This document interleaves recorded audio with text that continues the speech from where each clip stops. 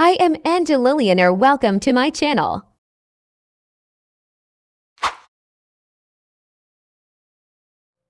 Trending ngayon ang ostrich feeder kasi kahit simple lang yung damit, pag may ostrich feeder, social siyang tingnan. Ganyan siya kanipis sa bawat strand. Tapos yung haba ng ostrich feeder is ganyan. About 7 to 7.5 inches. Ginawa ko siyang 3 layer para makapal siyang tingnan sa may sleeves. Maselan yung ostrich feeder kaya dapat kung magtahi, ingatan natin kasi madali siyang masira.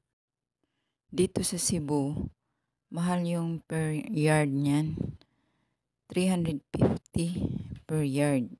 Meron kang makikita sa online store na mura. Kung i-compare ko dito sa nabili ko, kasi mas shorter yung haba ng ostrich feeder. Mas maganda kasi yung mas mahaba.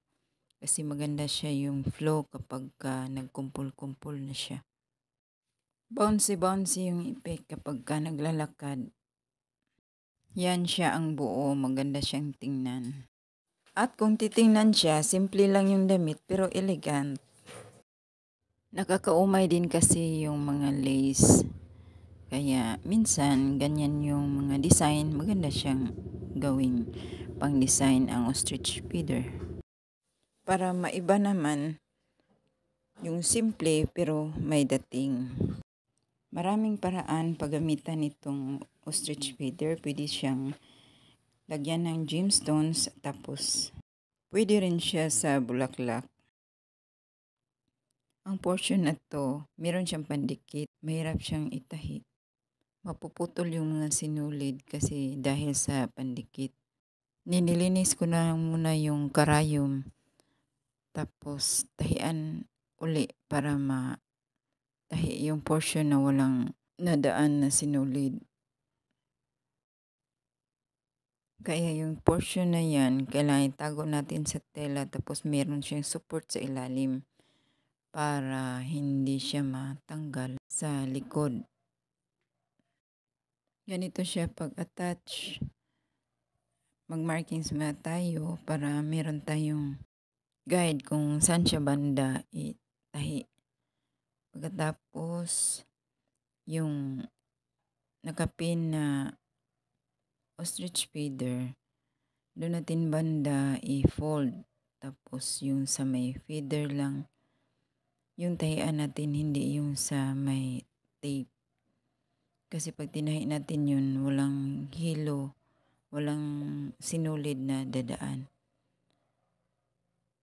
Tahi natin hanggang sa dulo. Then cut na lang natin yung remaining na strand.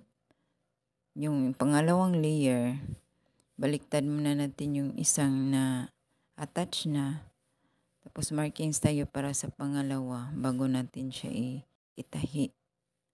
Then, same procedure din. Yung mga pinakadulo na may tape, hindi siya talaga dapat isali sa tahi kasi nagpatid yung mga sinulid kapag tinahian siya dahil sa pandikit ng ostrich feeder. Same procedure, tahiin din natin siya hanggang sa dulo tapos putulin yung remaining na strand. Yung ginawa ko kasi dito is 3 layer. Ganon din naman sa pangatlong layer hanggang sa matapos.